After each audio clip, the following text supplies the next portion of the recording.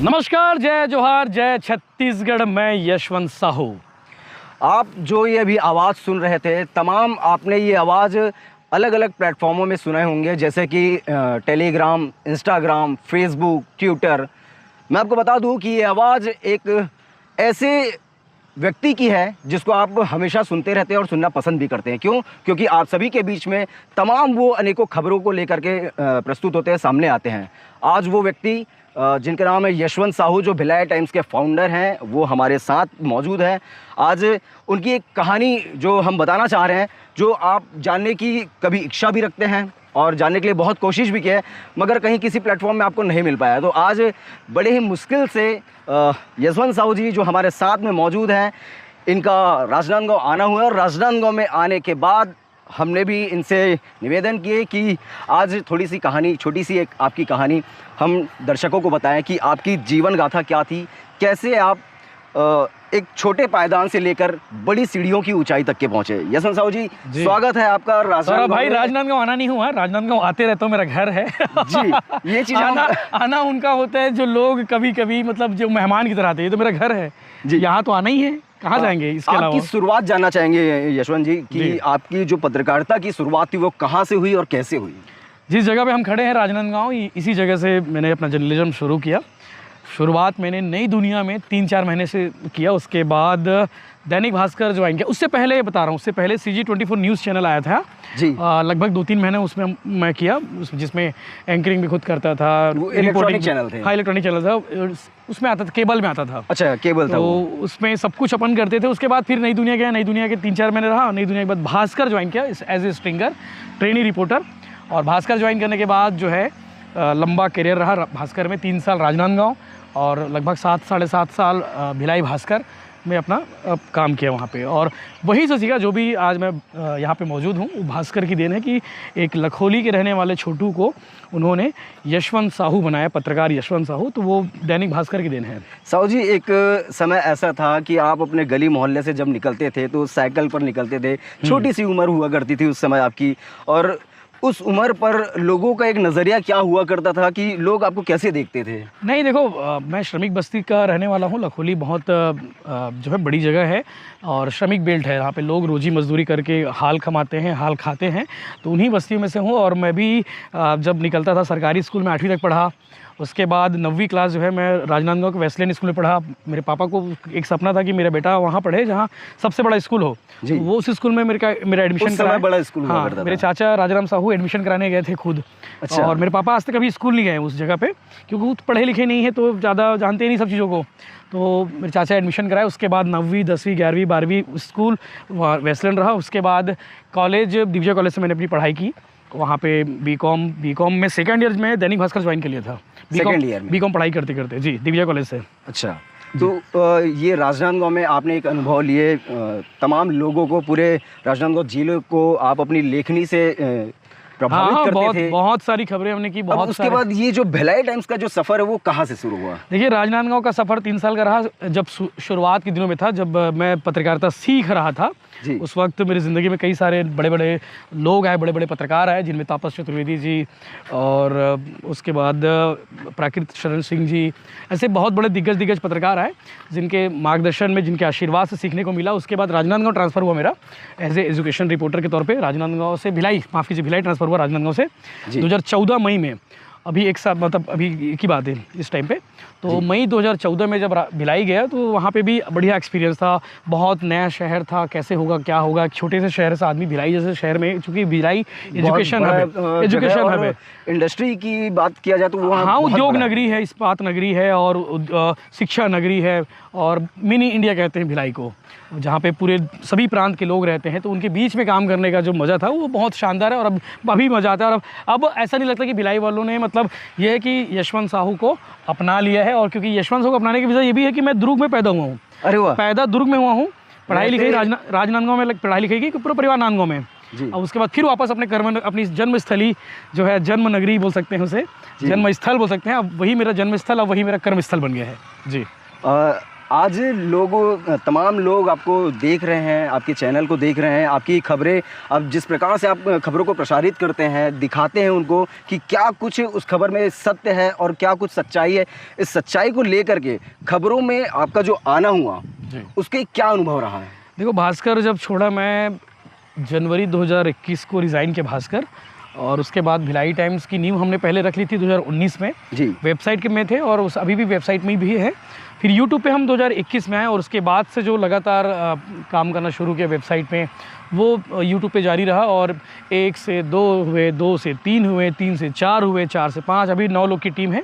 और बड़ा मज़ा आता है कि जब आपकी खबरों को लोग देखते हैं, आपकी खबरों को लोग पसंद करते हैं। अब ऐसा है कि आप कहीं भी चले जाओ, हम, मुझे लगता है कि भिलाई टाइम्स के जो सब्सक्राइबर हैं, जो भिलाई टाइम्स को लगातार प्यार करते हैं, हम सबको प्यार करते हैं, वो हर गाँव में है, हर गली में है, हर कस्बे में है, हर मोहल्ले में है, जिनके मोबाइल में भिलाई टाइम्स पहुँच गया है। यही हम चाह भी रहे थे जी। आज आपके इस चैनल पे जो एक परिवार आपने बनाया है, इस परिवार में 1 मिलियन फॉलोअर आपके पूरे हो गए। फॉलोअर ना कहा जाए, इसको एक परिवार है, हम सदस्य भैया, हमारे तो परिवार के लोग हैं। वो क्या कुछ संदेश देंगे उनको?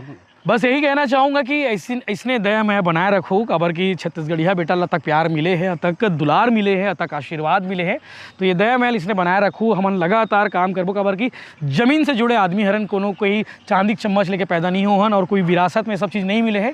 जब तक भी है आप मन के मैं दुलार की वजह से ये सब मिले हवे और इला हमन बरकरार रखे रहो। कोशिश करबो कि सड़क, नाली, बिजली, पानी और जब तक समस्या हो सकते उमन लगातार उठात रहो। और चाहे वो राजनीतिक खबर हो, चाहे वो क्राइम की खबर हो, चाहे और दुनिया जहान के खबर, सब वो टाइप की खबर दिखाए कोशिश करबो। आने वाले समय में भिलाई टाइम्स बहुत आगे जाने वाला है, आप मन के आशीर्वाद से आगे जाही। और अभी मतलब यही रुकना नहीं है, बहुत लंबा जाना है। तो दया मया दुलार आशीर्वाद बनाए रखो, जिसे भाई बनाए रखो। साहू जी, आप तमाम जगहों पे खबरों में जाते हैं, वहाँ बहुत सारी आपके पास अपॉर्चुनिटी होती है, कहीं कुछ लड़ाई झगड़े के विवाद उत्पन्न होने वाले मामले भी आते हैं। तो ऐसे सब सिचुएशनों को कैसे फेस कर पाना और कैसे उसको हैंडल कर पाना? बस बहुत सामान्य सी बात है, आप खबरों के साथ तटस्थ रहिए कि जो खबर है वो खबर को कवर करिए, आप बायस्ड बिल्कुल ना रहिए।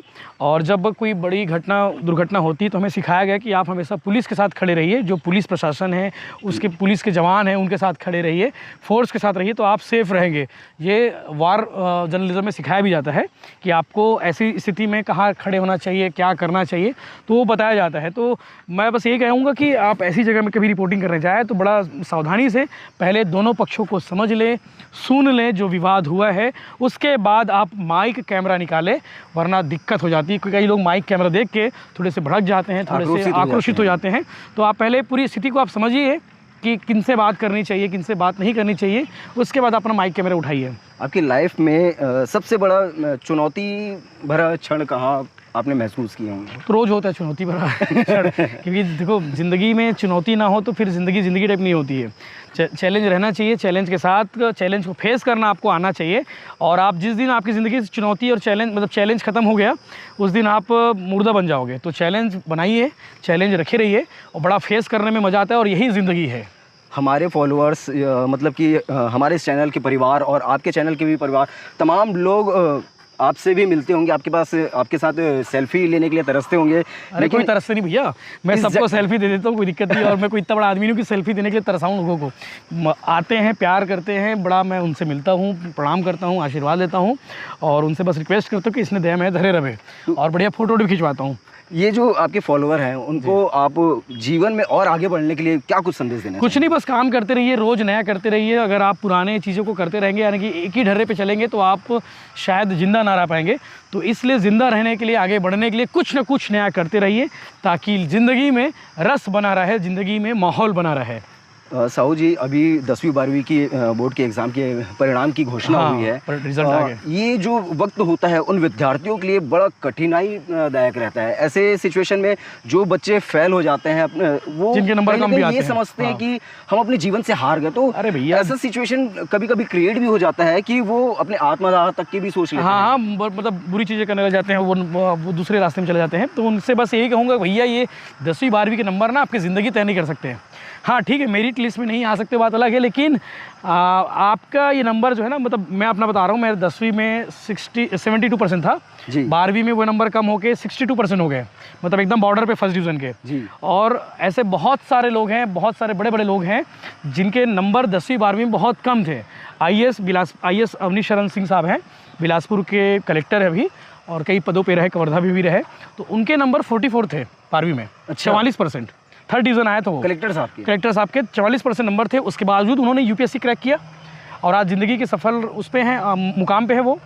तो ज़िंदगी में ये नंबर ना कोई इंपॉर्टेंट नहीं रखते। आप कभी ये मत सोचना कि यार मेरे नंबर कम आ गए, मैं परेशान हो गया हूँ, घर वाले क्या बोलेंगे, क्या कुछ। आप टेंशन लेने का नहीं, एकदम मस्त रहो, फ्री रहो, बढ़िया, जो मन करता है वो काम करो, लेकिन हाँ वो काम करो जो आपके माता पिता को संतुष्ट हो, आपके माता पिता का सर ऊँचा रहे। ऐसा कोई काम मत करो जैसे आपको आपके घर वालों को परेशानी हो। तो नंबर के बारे में कभी सोचना बिल्कुल मत। आपके आज 1 मिलियन का परिवार बन गया है जी। क्या संदेश देना चाहेंगे, और इतने के लिए जो संघर्ष आपने किए हैं उसमें मेहनत कितना लगता है जिससे लोगों को एक मोटिवेशन मिले? दिन भर मेहनत लगता है दोस्त, और बस यही कहूँगा कि मोटिवेशन के मामले में कि आप काम करते रहिए, जो काम करने की इच्छा हो ना वो काम को तत्काल कर लीजिए, बिल्कुल रुकिए नहीं, क्योंकि काम वही करिए जो आपको पसंद हो। तो काम नहीं जो है वो खेल लगने लगेगा। 3 इडियट में एक डायलॉग है कि वही काम करो जो आपको पसंद हो, वो काम करते रहिए। और बाकी 1 मिलियन के तक पहुंचने के लिए आप सबका धन्यवाद, आशीर्वाद ऐसी माया दया बनाए रखिएगा। जिस तरह से आप लोगों ने पहले दिन से प्यार दिया है उसी तरह से आगे भी प्यार देते रहिएगा। बहुत उम्मीद और बहुत आशा के साथ हम यहाँ तक आए हुए हैं, आगे बहुत दूर जाना है। दया माया धरे रहिए, बस इतना कहना चाहूँगा। तो ये थे भिलाई टाइम्स न्यूज़ चैनल, जो कि छत्तीसगढ़ प्रदेश में अपना एक ख्याति पाए हुए हैं, एक नाम बनाए हुए हैं। ये 10 लाख लोगों का यानी कि 1 मिलियन लोगों का फॉलोअर यानी कि एक परिवार बनाए हुए हैं। आज उनकी पूरी की पूरी जीवन गाथा, पूरी जीवन कहानी उन्हीं के जुबानी आप सुन चुके हैं।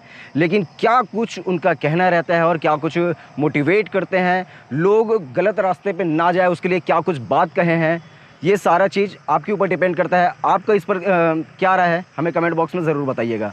मैं योर वॉइस CG न्यूज़ के साथ सौरभ ताम्रकार, राजनांदगांव। और एक कहना चाहूँगा भैया एक और चीज़ कि इनके चैनल को सब्सक्राइब कर लो। जितने भी लोग हमारे परिवार के लोग हों, भिलाई टाइम्स के फॉलोअर हो, सब्सक्राइबर हो, सभी लोग इनके चैनल को भी सब्सक्राइब कर लीजिए। राजनांदगांव में भाई बहुत बड़े काम कर रहे हैं, तो आने वाले समय में काम करते रहेंगे और भी।